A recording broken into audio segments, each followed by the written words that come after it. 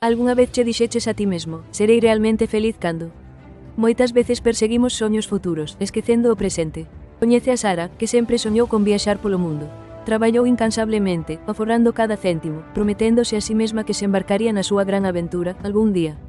Pasaron os anos, marcados por alegrías atrasadas e libros sen ler, todo para un futuro que parecía perpetuamente fora do seu alcance. Sara viu os seus amigos gozar de viaxes espontáneas e perseguir paixóns. Envexaba as súas risas, pero díxose a si mesma que o seu enfoque disciplinado era máis sabio.